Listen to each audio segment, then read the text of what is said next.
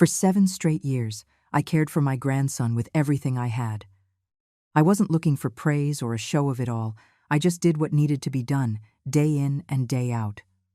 I rocked him to sleep. I paced the floor through fevers and nightmares. And then, one day, my daughter-in-law looked me straight in the eye and said, "We need our own space now." Just like that, I was gone. No fanfare, no thank you. With a bruised heart and my pride barely intact, I sold the only apartment I owned in the city and moved back to the country to live with my sister. I told myself I needed peace. That maybe, just maybe, it was time to start living for myself. But peace? It lasted less than a season. The phone rang on a humid afternoon. It was my son. "Hey, Mom, could you come help with Tyler this summer? He really misses you." A pause. "Oh, and while you're here, could you help me pay for his summer camp? It's about $5,000. $5,000? So now I was not only the on-call nanny, but also their personal ATM. They truly believed I sold my home to finance their lives. Not this time. This story was being rewritten, and I was flipping the script. That night, during dinner, the air felt uncomfortable, like a pot left on the stove too long, hissing with heat and the acrid smell of something about to burn. Claire, my self-proclaimed capable and intelligent daughter-in-law, poked at the green beans on her plate with the tip of her fork, her brow furrowed as if she were trying to crush the vegetables with sheer disdain. "Carol, did you rinse these well this time? Tyler has a sensitive stomach. You know he can't handle dirty food." She didn't raise her voice, but her words pricked like needles. I put down the bowl, a weight settling in my chest. I had soaked and scrubbed those vegetables twice.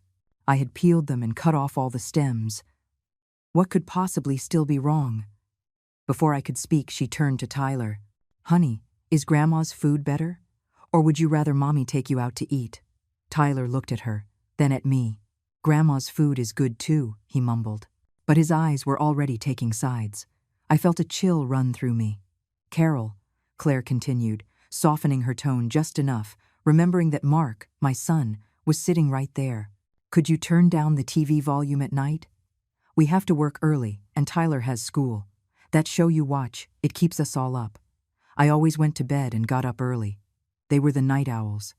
It wasn't the first time our schedules had clashed, and I knew it wouldn't be the last.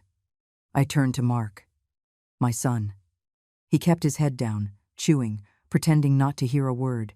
A fury grew inside me so fast it stole the breath from my lungs. "Claire," I snapped, my voice trembling. "I raised Tyler for 7 years, day and night. Do you really think I would do anything to hurt him? I'll turn down the volume, fine. But don't you dare twist things or lie." Mark finally looked up.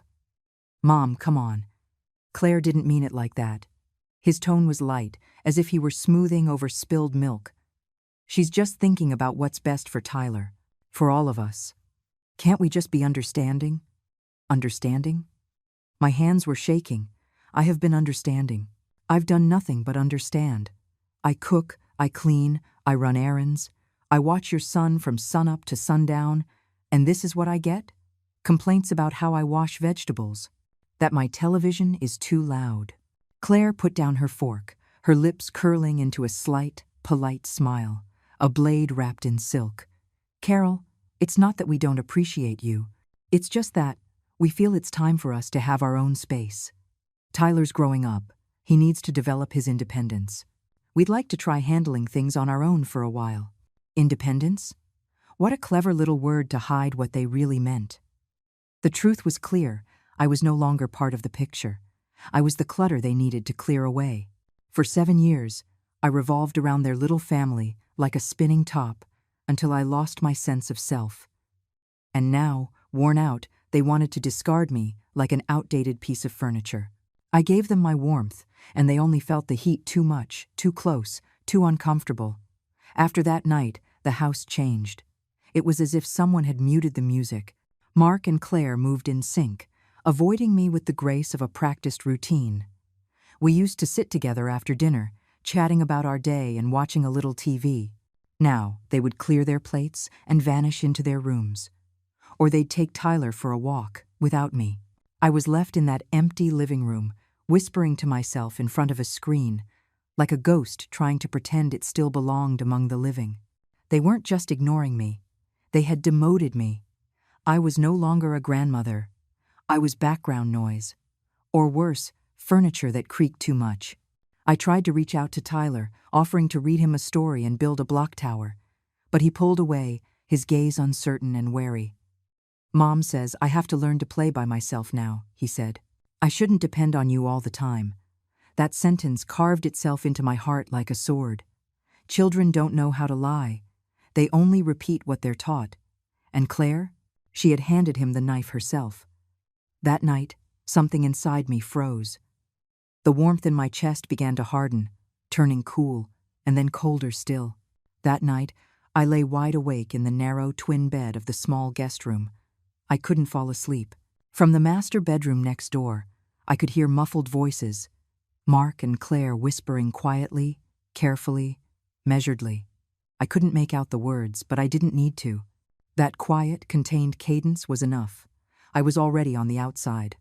I turned to the nightstand. There was a small photo, Tyler as a toddler, his cheeks round and beaming, smiling mischievously right at the camera. The tears came fast, hot, and relentless. A few nights later, Mark was at my door. He knocked, soft as a pang of regret. He wrung his hands, his gaze darting everywhere but at me. "Mom," he said, clearing his throat, as if he were about to deliver good news. "You've worked so hard all these years. We thought maybe it's time for you to rest. To really rest." I didn't say a word. I just looked at him.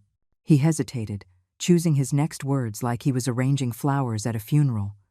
"Claire and I talked, and, well, we think maybe it would be best if you moved back to the country, or found your own little place nearby. You know, somewhere quieter. Our schedule is so behind lately, and we don't want to disrupt your sleep. Quiet, for my own good, so I could rest." What a beautiful coat of paint for what was really just an eviction. They weren't thinking about my rest, they just didn't want to see me anymore. What they really wanted was for me to disappear from their daily life, clean and quiet. And just like that, something inside me went cold for good. There were no shouts, no slamming doors. Because sometimes the heaviest sound in the world is the silence that comes after you give up. I said nothing that night. The next morning, I started to pack. There wasn't much. Some clothes. My medications. A few toiletries. I stood in the living room and looked around one last time. Tyler's little certificates were still pinned to the wall.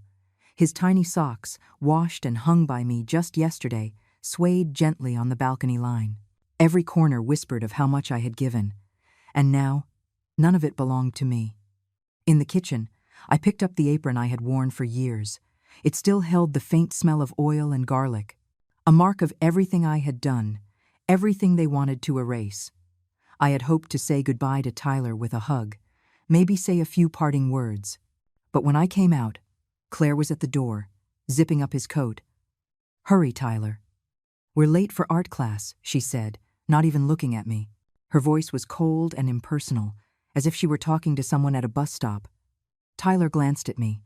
There was a flicker of hesitation in his eyes, maybe even sadness. But mostly, there was confusion. He mumbled, "Bye, Grandma," and let her lead him away. The door slammed shut behind them. It wasn't just a noise. It was a verdict. My role in this family was officially over. Mark walked me downstairs. In the elevator, he said nothing. He would occasionally glance at me out of the corner of his eye and then look away quickly, like a schoolboy caught cheating on a test. In the lobby, he pulled a few crisp $100 bills from his wallet, 3, maybe 4, and pressed them into my hand. "Mom, just take this," he muttered, "in case anything comes up. And if you ever need anything, you can call me." I stared at the bills. At that moment, they felt like hot coals in my palm. I didn't take them. I didn't say a word. I simply took my small suitcase and walked out without looking back. One step, then another, spine straight, a steady pace, not giving him a single chance for regret. This was not a defeat. It was not a surrender. This was dignity. Let them think they had discarded me. They would soon see that, without them, I would live perfectly fine. In fact, I would live better.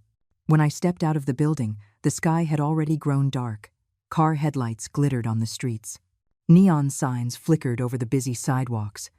The city throbbed with life, restless, relentless.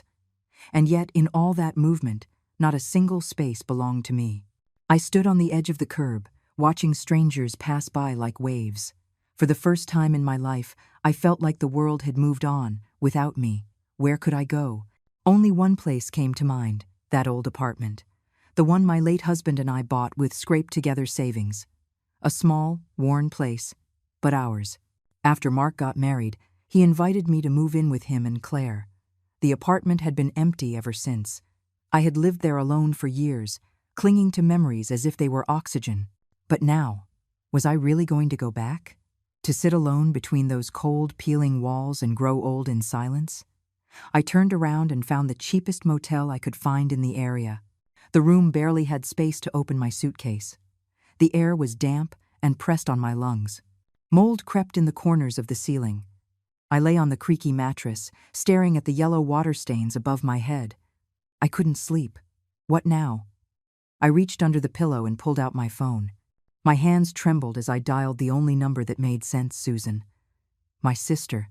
She had married into a quiet little town miles away. We hadn't seen each other in years.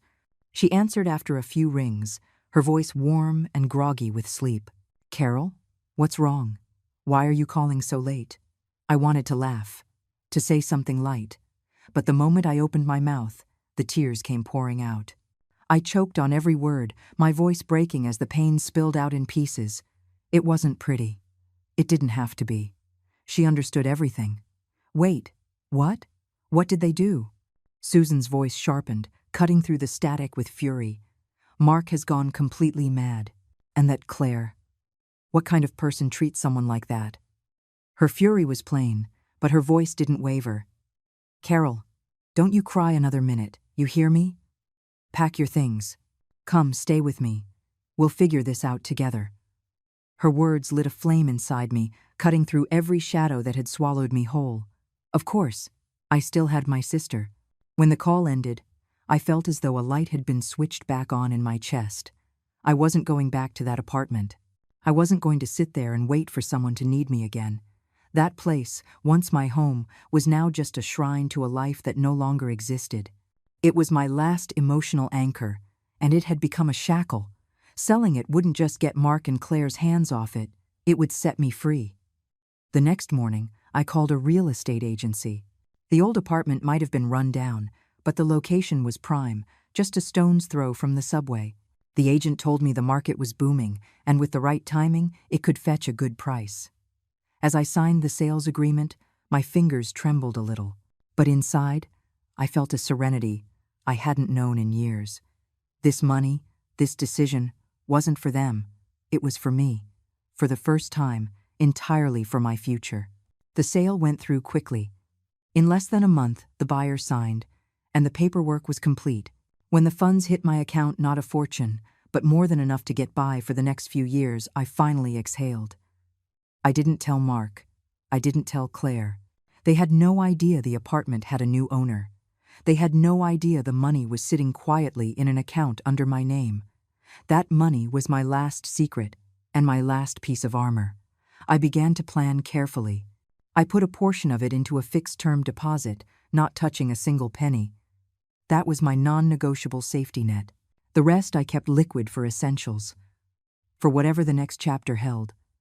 Then I bought a bus ticket to a small town in Maine.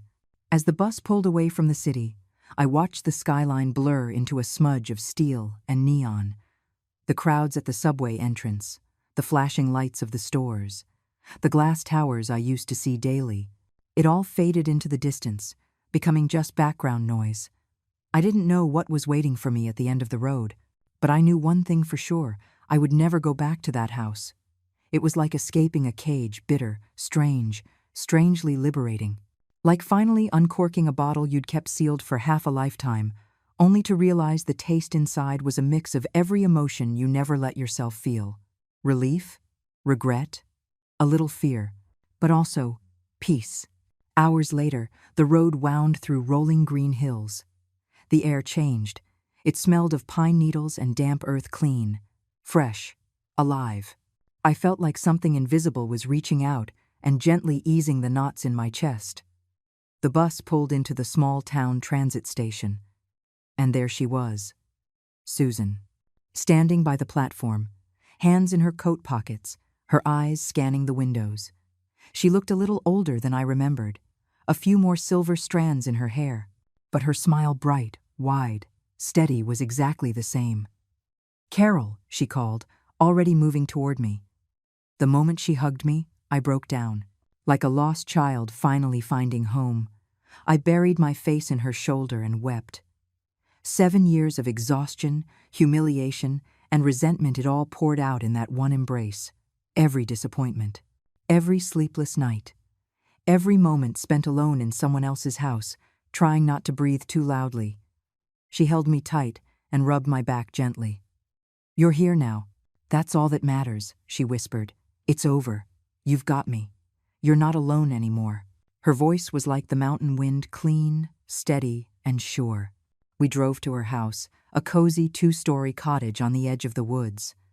In the front garden, tomatoes, green beans, and corn grew in neat rows. A few chickens strutted across the lawn as if they owned the place. The house wasn't fancy, but it was bright and spotless. Everything had its place. Everything carried her touch. There was even a jar of homemade blueberry jam by the window, catching the last golden rays of the afternoon sunday. I stood at the doorway and inhaled deeply. The air smelled of earth and fresh grass. A wind chime tinkled softly under the porch eaves. In the distance, a rooster crowed, and in that moment, I finally felt still. The city lights may shine bright, but they never brought me comfort. Here, the ground was plain, but solid under my feet, and for the first time in a long, long time, I felt like I belonged. Life in the country was slow and honest. Every morning, I woke not to the roar of traffic, but to the sound of birds outside my window and the bickering of chickens and ducks in the yard. Gone were the jarring alarms, the glare of concrete, and the suffocating noise. Now, the day began with sunlight filtering through the trees and the scent of earth on the breeze. During the day, Susan and I would work side by side in the vegetable garden, weeding, watering the rows of greens, and pruning the leaves. Watching those tender green shoots grow a little taller each day, I felt something inside me begin to take root again. We kept a few hens, and every morning we'd bring in fresh, warm eggs nestled in the straw. Susan even taught me how to bake bread in a wood-fired oven. That smell of golden crust, smoke, and yeast was something I had never known in the city. Every so often, we'd drive to the town market for a few supplies. We'd run into neighbors and chat with old friends. Some I didn't even know, but they all greeted me with the same warm, relaxed cheer, like the sunlight here, humble but full of warmth. Sure, the work left my muscles aching, but at night, I slept deeply. No dreams, no nightmares, no cold silences, no weight pressing on my chest like it used to back in that old home. Here, people spoke plainly, sometimes even a bit rough, but with sincerity. Much better than the shallow smiles and sugar-coated half-truths I had grown accustomed to in the city. The old man next door would show up at our gate with freshly caught trout. Another neighbor would bring over hot cornbread wrapped in a dish towel. "Eat up," she'd say. "If you want more, I'll make another batch."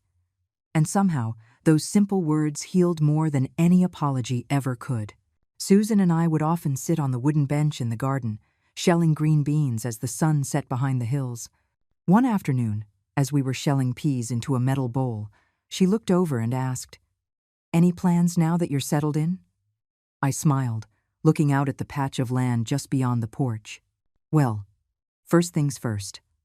I want to fix this place up, make it a bit more comfortable to live in." I paused, my thoughts already taking shape.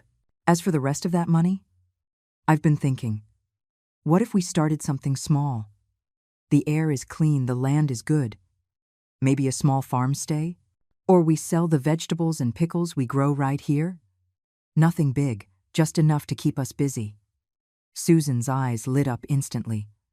I've been wanting to do that for years. I just never had the money to start. But now, between the two of us, we could make something really successful. Seeing her light up like that, I felt steady for the first time in a long time.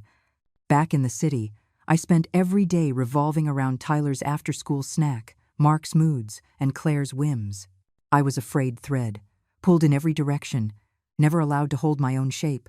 But now I was tending to the land. And here, if I planted something, I knew exactly what I would get in return. Just when life was starting to feel stable again, the peace was shattered by a single phone call. Caller ID, Mark. I stared at the screen for a few seconds, my heart clenching in that familiar, heavy way. Then I walked to the far end of the yard, out of Susan's sight. I took a deep breath. I pressed accept. "Hey, Mom." His voice sounded strange, too casual, too forced. "Hi, honey," I said calmly. He made small talk for a bit, not asking how I was, not mentioning my departure. He wasn't calling to check in. He was calling to ask for something. "So, is everything good over there? Are you doing okay, financially?" "I'm fine," I said evenly. "I don't spend much." "Oh, that's good." There was a pause. Then came the real reason. "Hey, about that apartment, the one you used to have. Did you sell it?" I smiled faintly. Still quiet. Still serene. "Yes. I sold it." "How much did you get for it?" he asked too quickly, trying and failing to sound casual. Inside, I laughed coldly. But my tone stayed light. "Not much. Just enough for Susan and me to get by. Fix up the old house. Don't worry, I won't be a bother to you." Silence. I could practically hear him trying to process the disappointment. A few seconds later, he tried again, his voice low and hesitant. "Mom, things are just really tight right now. Tyler's school expenses are piling up and..." I cut him off. "You and Claire need to learn to manage your finances. My money is already secured. I'm not touching it. At my age, I need to make sure I have something for myself. You understand, right?" "Yeah," he said quietly. And just like that, the call ended. I stood in the yard, phone in hand, looking at the distant hills. The wind carried the scent of earth and pine. But there was no peace in my chest. I knew this was just the beginning. They weren't going to let go that easily. Soon after, Susan must have noticed my face. She came over and tapped my arm lightly. "Mark called, didn't he? What did he want this time?" I told her everything. She slapped her thigh, furious. "Didn't I tell you they were after your money? Carol, don't you dare go soft again. They'll have you wrapped around their finger in a heartbeat." I nodded slowly. My vision was starting to sharpen. To them, the house money wasn't mine. It was just a pending inheritance. They spoke sweetly, but they only saw an account they could tap into at any time. And sure enough, the next move didn't take long. Only this time, it came wrapped in a new disguise. Tyler, Grandma. His voice was soft, familiar, hesitant, like the sound of old memories pulling at my heartstrings. That one word hit me hard. 7 years of story times and snacks, bandages and bedtime hugs. That kind of bond doesn't break easily. I tried to keep my voice gentle. "Hey, Tyler, you miss Grandma, huh?" "Yeah, I miss you," he said, his voice thick with a sniffle. "Grandma, when are you coming back? I want to play with you again." I fell silent for a moment, my heart twisting with too many emotions to name. "Was that really him, oh?" I asked carefully. "Sweetheart, did Mommy or Daddy ask you to call me?" Silence, just his breathing, then a whisper, barely audible.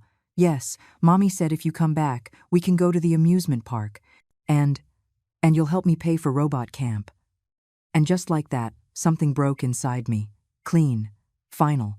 So that was it. Still the same game. Still the same playbook. They were using him, his innocence, his love, as a prop, turning him into a soft-voiced envelope for their next fundraising campaign. They wanted me to pay again. To pay for love. To pay to be missed. To pay for a spot in a family that never wanted me to stay, only to serve. But not this time. Never again. I wouldn't fall into the same trap twice. I composed myself, smoothing the tremor from my voice. "Grandma misses you too, sweetie. When I can, I'll come visit. But you be a good boy, okay?" After I hung up, my hand was still clenched around the phone. That last vestige of warmth I held onto, that emotional thread connecting me to them, had been snapped, worn out by a call with all the sincerity of a rehearsed script. A few days later, Mark called again. This time, there was no small talk, no beating around the bush. He went straight to the point, with the breezy assumption of someone who had already decided the answer had to be yes. "Mom, summer is coming up. Claire and I both have work, and, well, there's really no one to look after Tyler. Could you come and help out for a bit? He keeps saying he misses you." I almost laughed, but all that came out was a slow, dry tone. "Oh, really? Help out?" I drew out the words deliberately. "If I come back, where am I supposed to stay? Last I heard, there wasn't any room at your place." There was a pause. He hadn't expected that. Then came the clumsy attempt at diplomacy. "Well, yeah, the apartment is a bit small. But maybe, I don't know, the couch? Just for a little while. Or you could rent something nearby? We could chip in for some of the rent?" The audacity. That offer rang so loud I could almost hear the clacking of Claire's calculator in her head 3 states away. They wanted me back, not as a guest, not even as family, but as a full-time, on-call nanny. No bed, no comfort, not even dignity. And I would have the privilege of paying for it myself, with maybe, just maybe, a partial subsidy for rent. Like I was some self-funded temp worker with a mop in one hand and a bank card in the other. The anger rose quickly, hot and sharp. My knuckles turned white as my nails dug into my palm, but I didn't show it. I couldn't. Giving them an explosion would have been a win for them. So I took a slow breath and let the fury settle back into its cage. Then I put on the softest, sweetest tone I could manage. "Of course, Mark," I said. "I'll get everything ready. I can't wait to see my grandson." I paused. "And about the camp fee, we'll talk about that in person. Let them think they'd won. Let them make their little plans. If they wanted my money again, fine. But this time, it would be on my terms." I told Susan everything, word for word. Mark's request. My decision. Every last detail.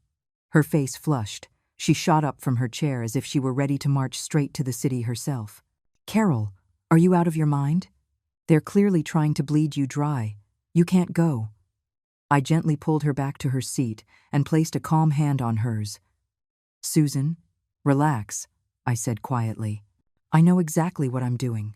My gaze sharpened. "This time, I'm not going back to be a nanny. I'm going back to collect." She blinked. "Collect?" I gave her a cold, humorless smile. "They like to play with numbers, don't they? Fine. Then let's sit down and really calculate how much this so-called family bond is worth."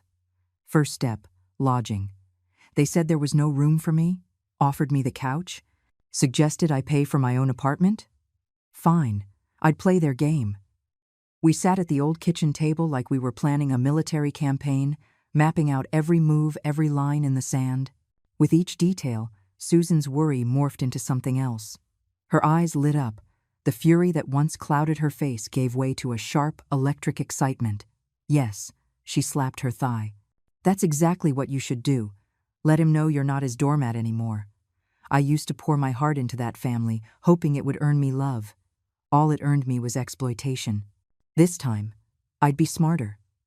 Sharper." A few days later, I started preparing for the return trip.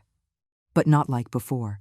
No big bags filled with jam, or fresh tomatoes from the garden, or homemade cookies. No mental lists of who liked what, or what might make Claire smile for once. This time, I traveled light. Just some summer clothes. Essential medications. Nothing more. Because I learned something the hard way. No matter how much love you give, you can't force someone to love you back. All that effort, it only moved me. It never moved them.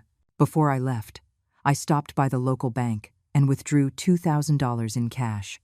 I divided it into neat bundles. I tucked each one into hidden pockets I had sewn inside my clothes.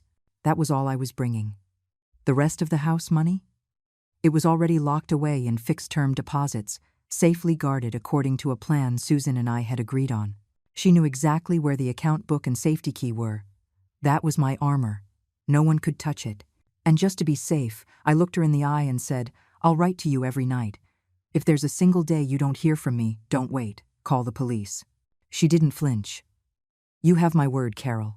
If they lay a finger on you, I swear I'll be their worst nightmare. With her as my anchor, I finally felt steady. Ready. A few days later, I stood in front of Mark's door with nothing but a small carry-on suitcase in my hand. Claire opened the door. The moment she saw me, her face lit up with an over-the-top, sickly sweet smile that made me nauseous. Carol, you're finally here. Come in, come in. Tyler has been asking about you non-stop. Mark got up from the couch, his smile mechanical, like a new mask he had just put on. Hey, Mom, you must be tired from the trip. I nodded wordlessly and wheeled my suitcase straight into the living room. And there it was. The couch, already set up with neatly folded blankets and a pillow, as if they were welcoming discount royalty. Claire, in her most considerate tone, gestured toward it. The house is just so tight right now, so we'll have to ask you to make do for just tonight, okay? Once Tyler is on summer break, you'll probably be tired from watching him all day, so get some rest. Every word was laced with sweetness, but the message was clear. Don't go into the bedroom. Don't make a sound. Don't get comfortable. But I didn't resist. I didn't flinch. I smiled pleasantly, set my suitcase on the floor and said, "Oh, I'm fine. It's no big deal." They both visibly relaxed. I could almost hear their sigh of relief, and that's when I struck. But, I added casually, my back isn't what it used to be. The couch is a little tight. Plus, I get up 2 or 3 times a night, lights on and off. I wouldn't want to disturb your sleep. I paused and watched their faces tighten like strings pulled too fast on a violin. I was thinking, there's a nice little motel just outside the complex. It's not too expensive. I could just stay there. That way I can look after Tyler during the day and head back at night. No interruptions. Everyone wins. My voice was soft and calm, but every word landed like a thumbtack on a marble floor. They wanted a free live-in nanny? Too bad. This nanny had options and pride. The room froze. This had not been planned. It wasn't part of their script. Claire was the first to recover, her voice rising a pitch. A motel? Mom, that's so expensive. Why waste money like that? Sure, our place is small, but the couch works just fine. There's no need to spend on something like that. But it wasn't the money she was worried about. It was the control. If I wasn't under their roof, I wasn't at their beck and call. No summoning me to dinner, no guilting me into extra favors. It would be an inconvenience. Oh, Claire, I said, still smiling. Then I turned to Mark. It's just a motel, it's fine. I think I've earned a little comfort, don't you think? I gave a little sigh and a shrug. The only thing is, I didn't bring much cash. It was all a bit last minute. So, the food, the motel, I let the sentence hang in the air. Their faces changed instantly. They got the message. You invited me, you cover the cost. The polite smiles vanished like smoke. Mark started fidgeting, his eyes darting between Claire and me, like a kid caught cheating on a test. Sweat beaded on his forehead. Claire's jaw was clenched, her lips pressed into a thin line. Her eyes narrowed into little sharp knives. The silence hung in the room, thick and oily. Finally, Mark spoke, his voice stiff. Okay, he mumbled, pulling out his wallet and handing me a few crisp bills, about $500, for a few days. We'll figure it out later. Claire let out a sharp sigh through her nose and stormed off without another word. I accepted the money with a neutral expression, not letting a hint of satisfaction show. Thank you. I'll go get settled, I said. See you tomorrow. I'll be here at 8 o'clock sharp to start work. And without another glance at either of them, I rolled my suitcase to the door and walked out. The sun was shining. The breeze carried notes of fresh coffee and laundry soap from the corner laundromat. I walked down the block to a modest budget inn and booked a room. It wasn't fancy, but the windows were bright, the bed was soft, and most importantly, no one was looking at me like I owed them something. I put down my suitcase and did the first thing I needed to do. Call Susan. Step 1. Complete. On the other end, she was practically banging on the table. That's my sister. Show them who's boss. I hung up and sank onto the bed, exhaling deeply. Sunlight streamed through the window, warm and golden. a world away from the cold, hard couch they had prepared for me. But I knew better than to get comfortable. This was just the appetizer. The $5,000 robotics camp? Let's see what they really want. A mother? Or just the money? Exactly at 8 the next morning, I showed up at Mark's door, punctual as promised. It was Tyler who answered. "Grandma." His eyes lit up for an instant, with that pure, unfiltered joy only a child can offer, but then, just as quickly, it dimmed, as if he was calculating whether it was okay to be this happy. I reached out and gently ruffled his hair before stepping inside. Claire shuffled out of the bedroom, still in her pajamas, half yawning, forcing a smile that was more thorn than affection. "Oh, you're here," she said. I nodded, my tone neutral. "Has Tyler eaten yet?" She turned toward the kitchen. "Not yet. I was just about to make something." I didn't reply. I just sat down on the couch, turned on the morning news, and watched silently. A few minutes later, she appeared with 2 plates of a simple breakfast and set them on the table without a word. She glanced at me sideways, wanting to say something, but ultimately swallowed it. After breakfast, Mark and Claire were in a rush to leave, getting dressed in near silence. Just as she was zipping up her coat, Claire tossed a line over her shoulder. "Oh, Carol, make something light for lunch. Tyler's clothes are in the hamper. You can just run a load. We'll be back for dinner, so don't cook too late." I looked up, calm and unhurried. "Claire, I didn't sleep well at the motel last night," I said sweetly. "I guess I'm not used to the bed. I'm feeling a bit low on energy today." Then I smiled, still honey sweet. "I'll take Tyler out for a quick bite to eat. As for the laundry, I think you and Mark can handle that tonight." I agreed to help watch Tyler, not run your household. The air thickened. Her face faded like a slipping mask. Her lips parted, and her eyes narrowed as if she was about to bore something into my forehead. But then she saw Tyler standing there, watching. She bit her tongue, snapped her mouth shut, and slammed the door on her way out. And just like that, the rules changed. That day, I did exactly what I said I watched Tyler. Only that. We watched cartoons, built block towers, and went downstairs. As for cooking, cleaning, and laundry, untouched. For lunch, I took him to a little deli for sandwiches. When Claire came home early that afternoon, she opened the door and froze. The kitchen looked exactly as she had left it, dishes piled in the sink, bulging trash bags, and untouched countertops. Her face tightened on the spot. Before she could open her mouth, I cut her off with a soft murmur. "There. I've been dizzy all afternoon. I was just trying to keep Tyler relaxed, didn't want to risk overexerting myself. Every time she tried to drop a hint, maybe fold some laundry, the trash is getting full, I had a calm, unmovable answer ready. My back is acting up. The doctor told me to avoid overexertion. That's not part of what I agreed to."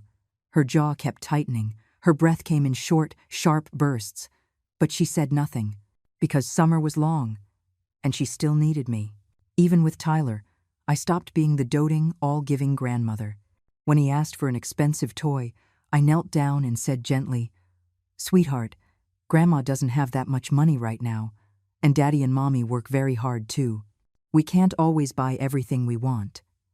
When he threw the toy on the floor in frustration, I didn't scold him. I just looked him in the eye. "Pick it up. Respect your toys, and the people who gave them to you." Slowly, I was planting seeds in this little boy's world. Seeds of boundaries, of gratitude, of respect. I couldn't change his parents, but maybe, just maybe, I could leave a small part of me in him. Something that would last longer than this summer.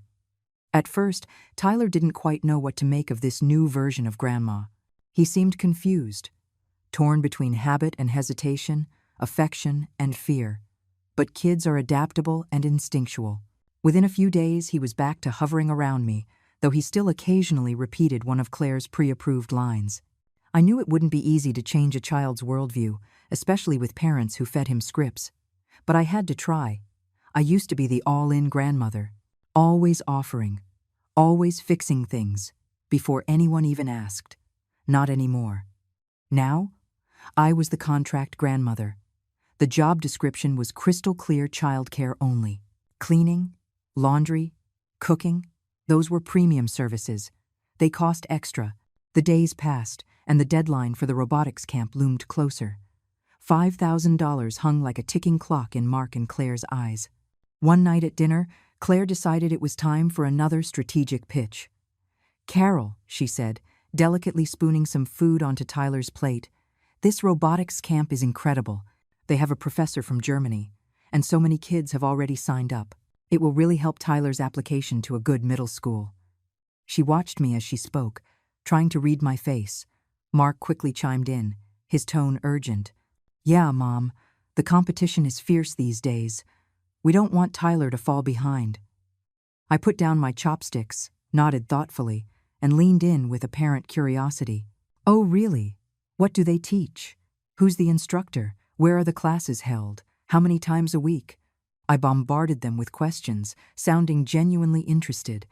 They took the bait and launched into a string of details: coding, teamwork, international STEM programs, doing their best to sell it like marketing experts. When they finally paused for breath, I let the silence hang for a second, then sighed and said, "It sounds great, really, but $5,000? That's a fortune." I added a subtle frown for effect, just enough to imply it was perhaps too much for me. Then, casually, I changed the subject. "But you two have pretty decent jobs now, right? Didn't you just get that new car last year? And Claire, wasn't that a new designer bag you posted on Instagram recently? So that $5,000 shouldn't be much, right?" I took a sip of tea as their faces froze. Claire's lips thinned, and her skin paled slightly. Mark blinked a few times, as if searching for a response but finding nowhere to land. Inside, I was smirking, but on the outside, I remained calm and pleasant. "5,000, I repeated quietly. "That's not pocket change." Claire finally forced a smile, faint and bitter. "Mom, you know this is really important for Tyler. Mark and I are working so hard. We just want to give him a better future. We don't want you to pay for it." "Oh, I know," I nodded gently. "You both have good intentions. But I also know your finances. You bought a car. Claire, you just got a new bag, so $5,000 shouldn't be that much." They both flinched, just barely, but I caught it. Mark looked down. He opened his mouth, then closed it again. He stayed quiet. I raised my cup and took another slow sip. "My funds are already allocated," I said with a shrug, "all tied up. I really can't touch them. This is on you two." Their faces went stiff, as if a wall they had expected to walk through had just turned to steel. I gave them one last, gentle push. "You're the parents. It's your responsibility to invest in your child's future, not rely on someone else to carry that cost." Another silence settled over the kitchen, thick and uncomfortable. Mark's hand trembled slightly as he gripped his chopsticks. He looked at Claire, then back at me. After a moment, he finally spoke. "Okay, Mom, we'll figure it out." Claire said nothing. Her jaw was tight. Her chest rose and fell sharply once before she turned and stormed into the kitchen to clean. Lips pressed thin, back rigid, the sting of loss written in every movement. She knew she had lost this round, and that I was no longer the same easy target I once was. The next morning, right on time, I arrived at Mark and Claire's door. This time, not just as a grandmother, but as a woman with boundaries, clarity, and agency. In my hand, I held a contract I had drafted the night before. No more vague expectations, no more emotional blackmail, just a clear, fair agreement. Jenny opened the door, still wearing that tight, forced smile, like a mask about to crack. "Good morning, Carol," she chirped. I smiled back politely and handed her the folder. "This is the work agreement I drew up yesterday." She hadn't seen this coming. She took the papers and eyed them suspiciously. "Carol, what is this?" "It outlines our roles and responsibilities," I said, my voice calm and clear. "You and Mark are working, and I'm happy to help with Tyler during this camp period. But it's important that we're all on the same page. This is about respect, about protecting my time and energy, and making sure you know exactly what to expect from me." She was silent for a few seconds, scanning the pages. Every clause was deliberate and unambiguous. Childcare only, no laundry, no meal prep, no errands, clear hours, set schedule, days off, transportation expenses, reimbursed, overtime, requires advance notice and agreement. Her brow furrowed as she read the lines, her jaw tightening slightly. She didn't like it, but she also knew she couldn't refute it. Eventually, she passed the contract to Mark. The color drained from his face as he read, his fingers fiddling with the edges. "Mom," he mumbled, looking from the page to me. "What is this? Do we really need contracts for family?" I smiled gently. "I'm not asking for anything. I just want clarity. You're asking for my help, and I'm willing to give it. But I won't carry the whole house on my back again." "That's not helping. That's enabling." Mark and Claire exchanged glances. The tension swirled in the air between them like rising steam. But in the end, Mark sighed and conceded. "If this is what you want, we've signed." And just like that, the tone shifted. In the following days, everything fell into place. I arrived each morning, punctual and professional. I helped Tyler with his breakfast. I supervised his homework. I took him to the park. Everything aligned with the contract, nothing more, nothing less. Housework? Not my department. At dusk, I clocked out and went back to my motel for the night. Mark and Claire, perhaps reluctantly, didn't object. A new rhythm settled in, quiet and structured, but the tension lingered beneath the surface. Claire's anxiety began to seep out. She would watch me from across the kitchen as I stirred a pot, her eyes full of thoughts she couldn't seem to voice. Her lips would part slightly, then close again, the words retreating like waves pulling back from the shore. I noticed it all, but I said nothing, because I remembered all too clearly the months, the years, when I ran around this house like an unpaid maid. How she said nothing then. How she watched in silence as I wore myself down. Now she could sit in silence, just as I once did. By the second week of my return as the contract nanny, my routine had settled into a quiet rhythm. I clocked in at 8 o'clock each morning and out by 6 in the evening, like any professional. Tyler and I found our own rhythm too, a quiet, respectful bond with clear expectations. But I didn't let my world shrink to the four walls of Mark's house. Every afternoon, after lunch, I took Tyler to the community park. It was always bustling with movement, kids playing with bubbles, parents setting up picnic blankets, older couples taking slow laps around the lawn. At first, we were just a pair on the sidelines. But it didn't take long for the park regulars to notice. "Are you new around here?" An older woman with oversized sunglasses asked, her gray hair pinned up neatly. Her name was Margaret, a church volunteer and part-time community organizer. "Not exactly," I said with a smile. "I'm staying at the motel down the road, here for the summer to help my son with his boy." Her eyes lit up. "A motel? My, what a free life you're living." Another young mother chimed in, a toddler on her hip. "I thought you were a professional nanny," she said. "You're so loving with him, and Tyler listens so well." I just smiled. They asked how I kept Tyler entertained. I shared what I knew: how to use old newspapers to make paper puppets, how to turn pebbles into math games, how we used the park benches for storytelling practice. As I spoke, something shifted in their eyes. "You used to be a teacher, didn't you?" "No," I replied quietly. "But I raised him myself for 7 years, with time, with heart." Something about that made the small group fall silent for a moment. The next day, as soon as we entered the park, a few of them waved us over. One mother with 2 kids handed me a small flyer.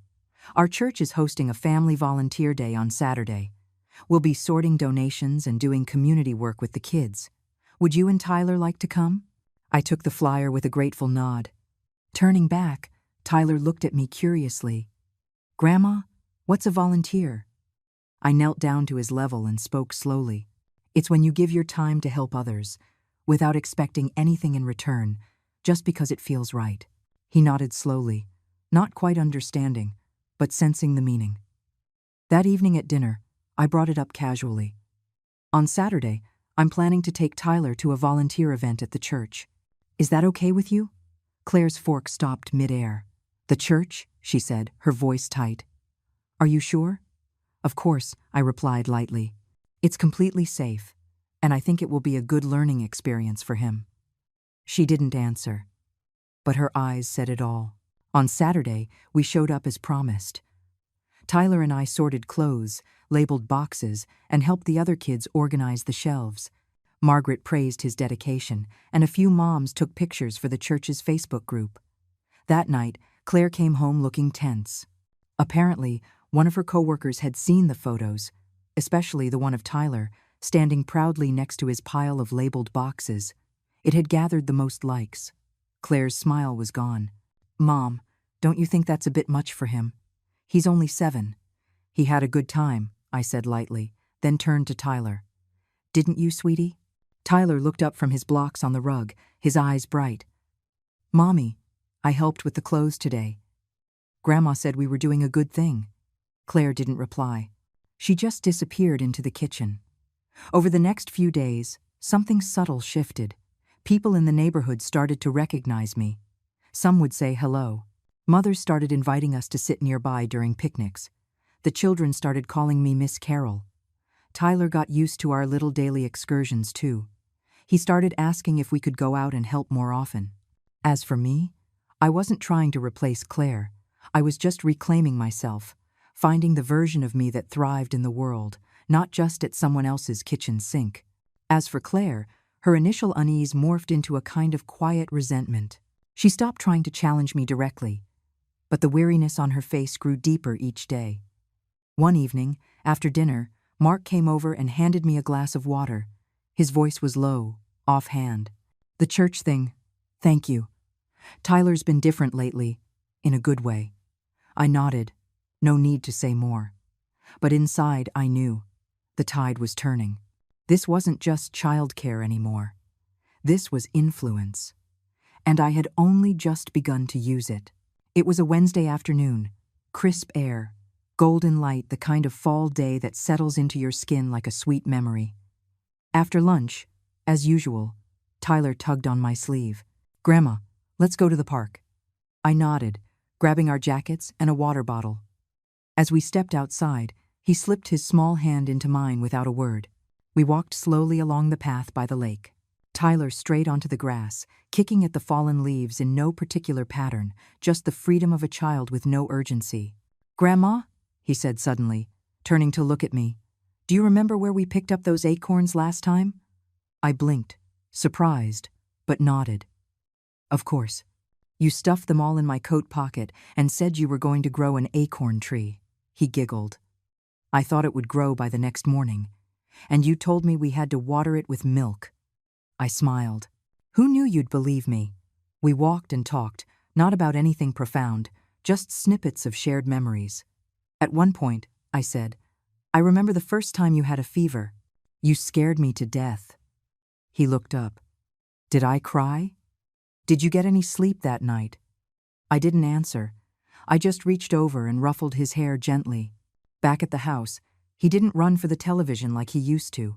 Instead, he ran straight to his room. I was in the kitchen getting him some water when he called out, "Grandma, come here." I found him sitting on the floor, surrounded by paper and markers. He handed me a drawing. "This is for you. It's you and me." On the page, a grown-up held a child's hand under a big tree. The lines were crooked. The colors spilled over the edges, but it was perfect. "You said we used to come to this park before," he said quietly. I took the drawing and nodded. I didn't trust my voice enough to speak. Just then, the front door opened. Mark was home. "Daddy." Tyler ran to him, waving the paper. "I drew Grandma today." At the park, Mark took the drawing, looked at it, and said nothing. A few minutes later, he came over to me. His voice was low. "Mom, thank you. Tyler's been different lately, in a good way." I didn't reply. He hesitated for a moment, then added quietly, "I think I'm starting to understand how you raised him all those years."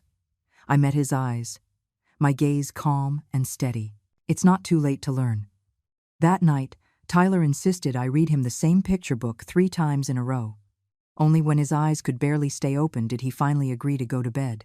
As I was tucking him in, he mumbled, "Grandma, can you move back in?" I smiled, pulling the blanket up to his chin. "Sweetheart," I whispered, "one day you'll grow up and you won't need your grandma by your side all the time." The light went out with a soft click. I stood in the doorway for a long time, watching him.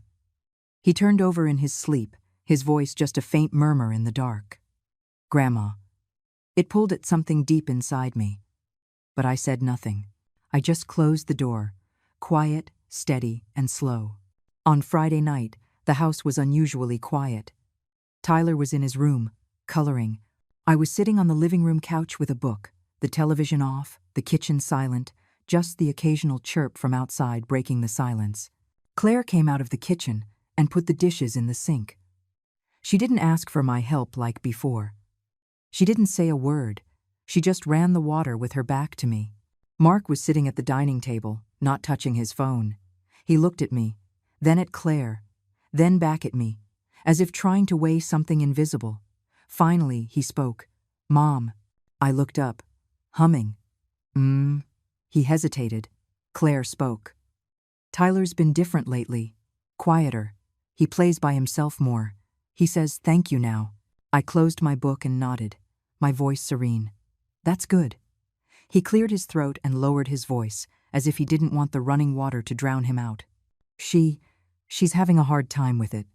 She thinks maybe you're doing it on purpose, getting him more attached to you, like it's a competition." I said nothing. I just looked at him. He continued. "But I don't think that's it.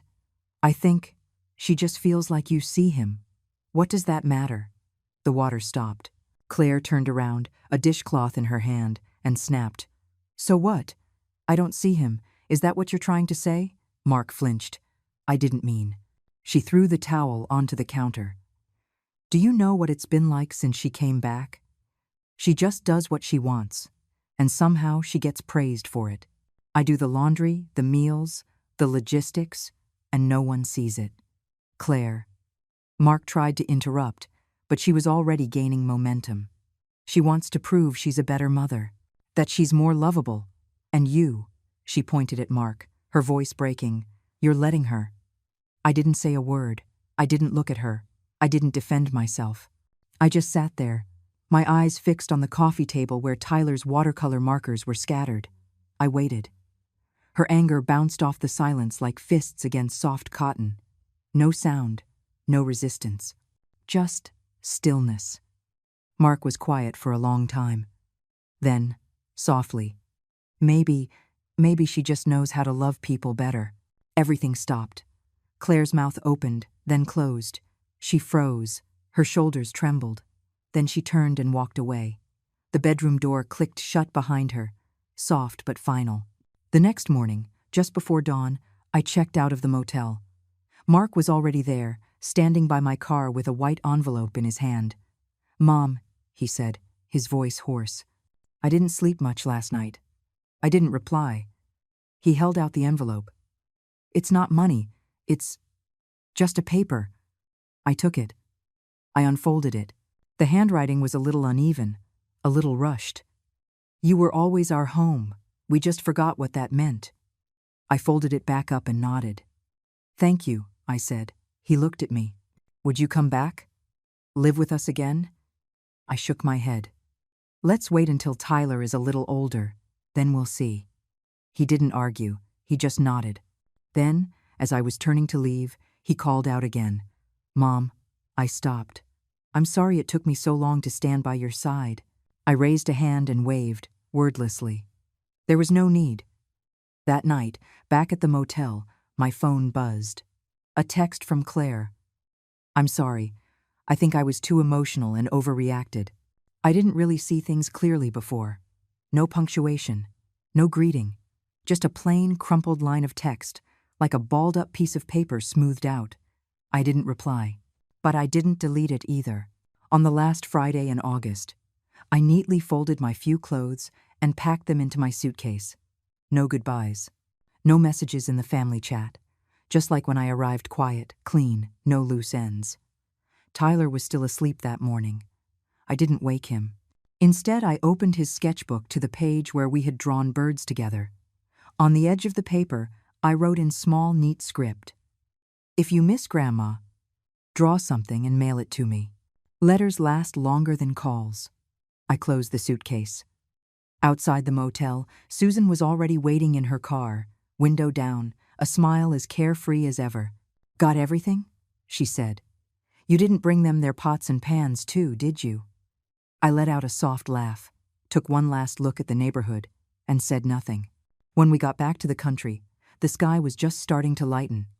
The house was the same, red brick and 2 stories. Only now there were a few new mint plants in the garden, Susan's latest gardening experiment. As I hopped out of the car, she threw her arms open like a ringmaster announcing a show's return. "Look who's back, our fearless city warrior, returning home to retire in glory." I couldn't help but laugh.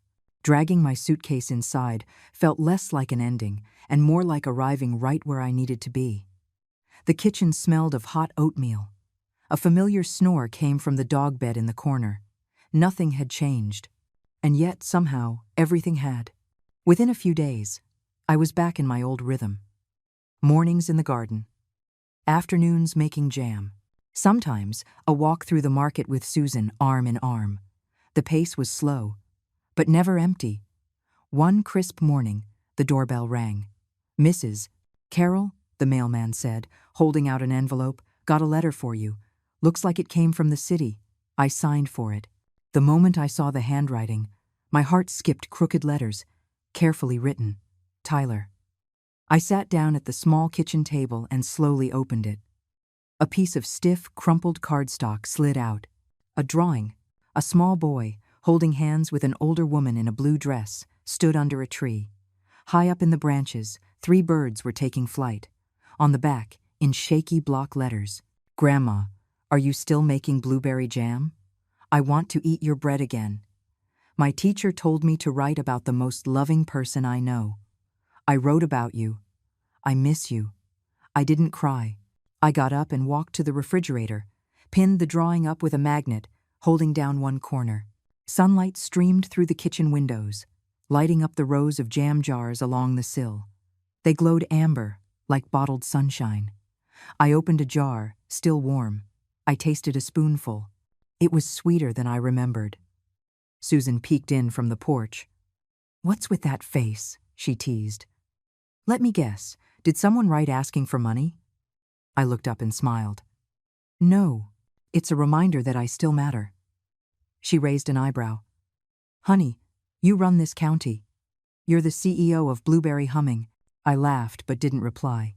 Instead, I folded Tyler's letter and tucked it into the wooden box at the back of the kitchen drawer, the one where I kept the important things. Because getting older doesn't mean you lose your value. Sometimes it just means you're needed, in a different way.